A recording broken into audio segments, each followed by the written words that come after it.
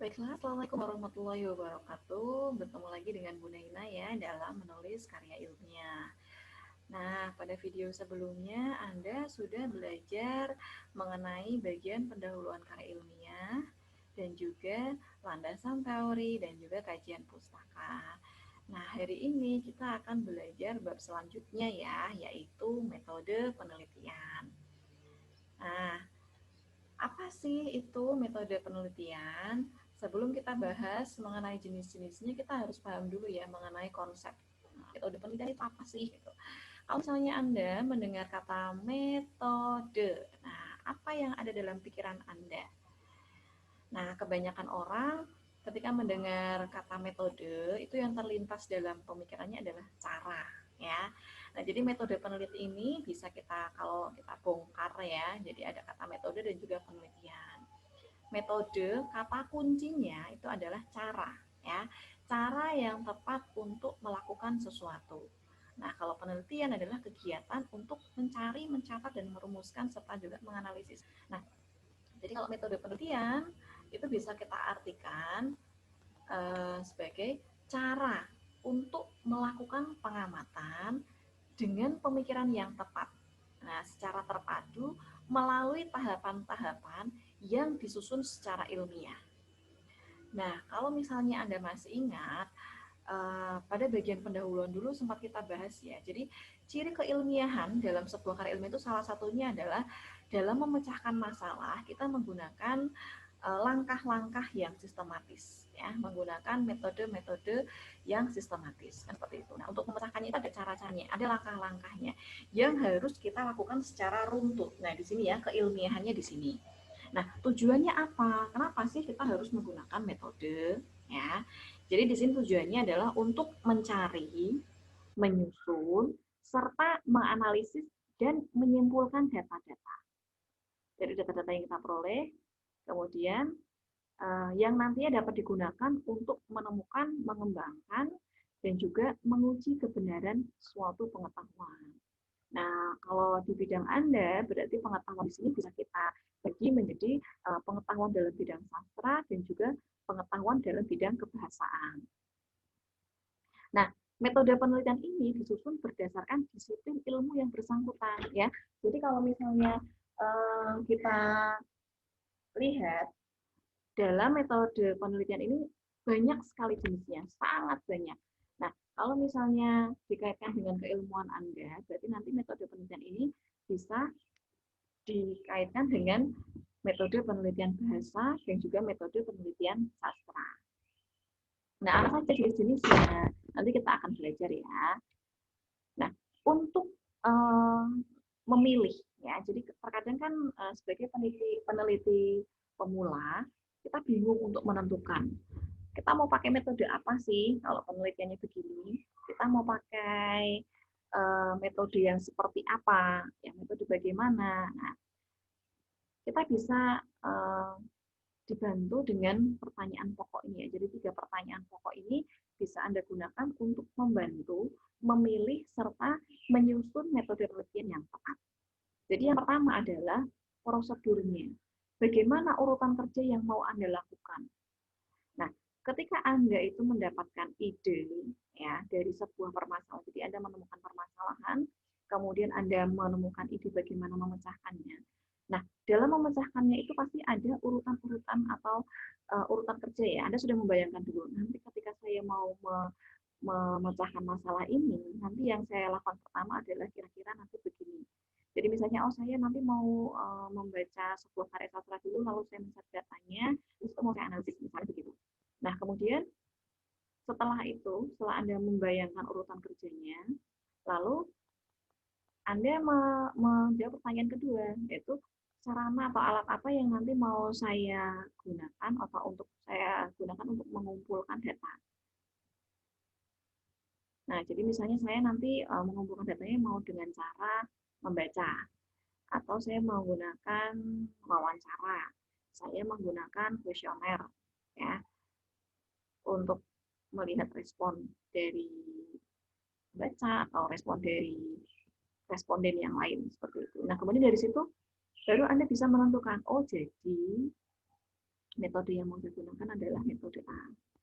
Jadi ciri-cirinya itu ya, jadi ciri-ciri dari prosedur dan teknik itu nanti kita bisa melihat, oh jadi nanti saya menggunakan metode B dan seterusnya.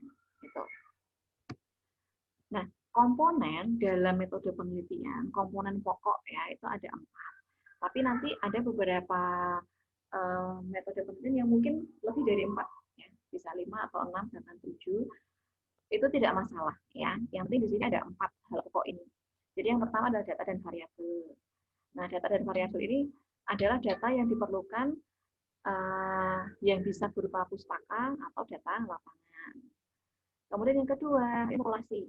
Objek yang mau kita jadikan bahan penelitian. Jadi misalnya kita ingin meneliti mengenai pemerolehan bahasa anak di Kabupaten Tegal, gitu ya. Berarti populasinya apa? Seluruh anak di Kabupaten Tegal. Ya. Kalau sampel ini keseluruhan objek yang memiliki ciri-ciri sama dalam populasi. Gitu. Terkadang sampel ini kita pakai untuk mengefektifkan data. Ya, jadi kalau populasinya adalah seluruh anak-anak di Tegal, kita bisa mengambil sampel. Sampelnya bisa dari kecamatan A, anak-anak dari kecamatan A, kecamatan B, dan kecamatan C. Nah, sampel ini bisa dipilih berdasarkan pertimbangan-pertimbangan tertentu ya, yang alasannya itu ilmiah.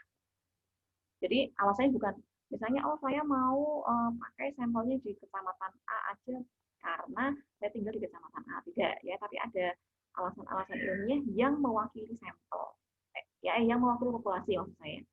Ya, jadi kalau memilih sampel itu harus bisa mewakili populasi.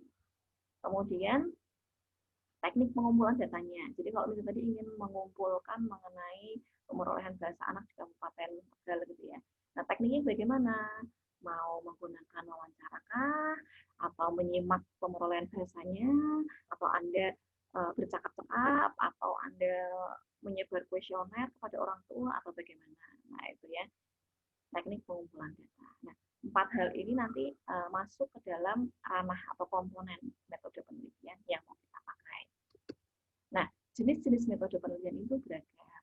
Beberapa jenis metode penelitian yang bisa Anda pakai dalam penelitian bahasa dan sastra ini misalnya beberapa ini ya, contohnya di sini. Yang pertama adalah penelitian kuantitatif. Ya, kuantitatif ini adalah metode penelitian yang melibatkan pengukuran dengan tingkatan tertentu.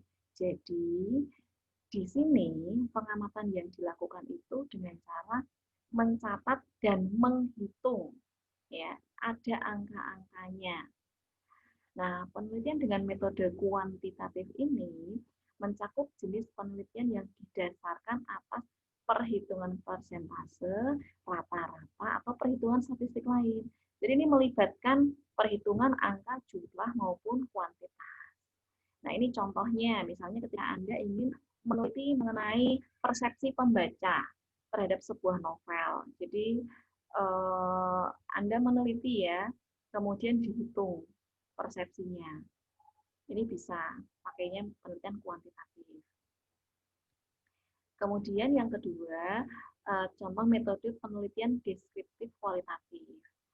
Nah, kalau metode penelitian ini itu tidak menggunakan perhitungan ya, tapi lebih memprioritaskan pada mutu, kualitas, isi, maupun bobot data dan juga bukti penelitian. Nah, metode ini prosedur penelitiannya itu menghasilkan data deskriptif ya. Jadi bisa berupa kata-kata tertulis atau lisan yang kemudian dicatat ya dari orang-orang atau data yang dapat diamati. Nah, orang-orang ini ya berarti misalnya untuk data lisan tadi ya, kalau data yang dapat diamati ini misalnya untuk data-data tertulis misalnya karya sastra. Nah, ini contohnya misalnya penelitian mengenai nilai-nilai dalam karya sastra. Berikutnya adalah metode penelitian historis. Ya. Kalau penelitian historis ini adalah metode penyelidikan atau penelitian yang kritis terhadap keadaan, perkembangan, dan juga pengalaman pada masa lampau. Nah, di sini peneliti bisa menggunakan sumber-sumber kearsipan, bisa berupa dokumen, foto, manuskrip, dan sebagainya. Nah, kalau penelitian historis ini contohnya ini misalnya Anda ingin meneliti mengenai hubungan latar belakang pengarang dengan isi sebuah karya sastra. Anda harus mengamati dulu ya bagaimana kehidupan pengarang. Kita bisa menggunakan penelitian historis. Atau Anda juga contoh yang lain misalnya Anda ingin meneliti mengenai kajian-kajian dalam sastra-sastra kuno ya, atau bahasa-bahasa Sanskerta, kita menggunakannya penelitian yang seperti ini. Kemudian berikutnya adalah metode penelitian konten analisis. Nah, ini banyak sekali ya teman-teman Anda yang sudah melakukan penelitian dengan metode ini, yaitu metode penelitian yang berusaha menganalisis dokumen untuk diketahui isi dan juga makna yang terkandung dalam dokumen tersebut. Nah, ini masuk ke dalam hampir sama ya dengan metode kualitatif. Ini dasarnya adalah analisis konten yang bisa berupa penafsiran atau interpretasi teks. Ya, jadi contohnya misalnya ketika Anda ingin menganalisis unsur-unsur dalam karya sastra. Nah, berikutnya adalah metode penelitian komparatif. Nah, ini adalah metode penelitian yang membandingkan, namanya komparatif ya, compare, membandingkan dua hal atau lebih pada objek penelitian dari berbagai aspek. Nah, kegiatan yang dilakukan dalam penelitian komparatif ini bisa dengan mengumpulkan data lebih dari satu objek yang juga setipe, sejenis atau semotif. Kemudian kita bisa menganalisis, ditafsirkan, dan juga menilai objek tersebut. Nah, metode komparatif ini bisa dibagi menjadi dua. Ini kalau metode penelitian dalam ilmu kebahasaan ya. Misalnya metode komparatif yang bersifat diakronis, masih ingat ya, jadi membandingkan dua hal atau lebih yang berbeda periodenya. Atau yang kedua itu metode komparatif sinkronis, yaitu membandingkan yang sezaman atau satu periode. Nah, misalnya ini penelitian untuk membandingkan bunyi bahasa pada pemrograman bahasa anak bisa pada zaman yang berbeda atau pada satu zaman. Nanti wilayahnya yang disamakan, misalnya seperti itu. Berikutnya, ini ada metode penelitian kajian budaya. Nah, metode penelitian ini adalah berupa kajian kritis terhadap berbagai gejala kebudayaan yang terjadi di sekitar manusia. Nah, metode penelitian ini banyak sekali ya, jadi bisa meliputi berbagai ilmu dalam bidang kajian Anda. Nah, misalnya etnolinguistik, sosiolinguistik, pragmatik, begitu. Nanti objek kajiannya ini bisa banyak, jadi bisa peralatan kehidupan manusia, mata pencaharian, kemudian sistem kemasyarakatan, sistem bahasa, ya, kemudian kesenian, sistem pengetahuan, kemudian sistem religi. Jadi misalnya kalau Anda ingin mengetahui makna dalam upacara adat tertentu, ya itu juga bisa menggunakan metode ini.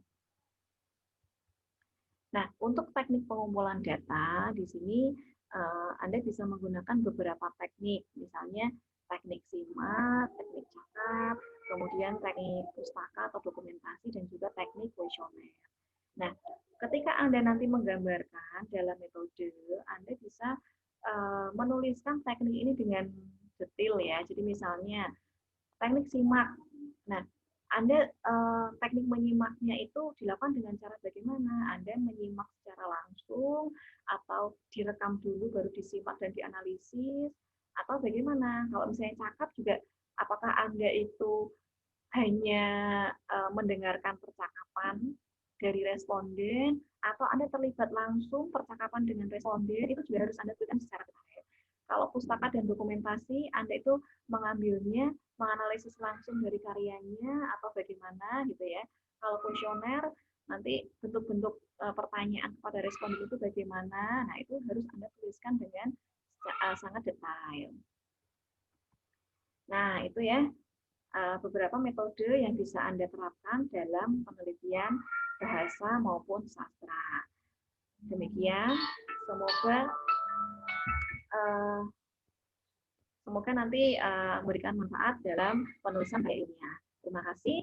Saya akhiri. Wassalamualaikum warahmatullahi wabarakatuh.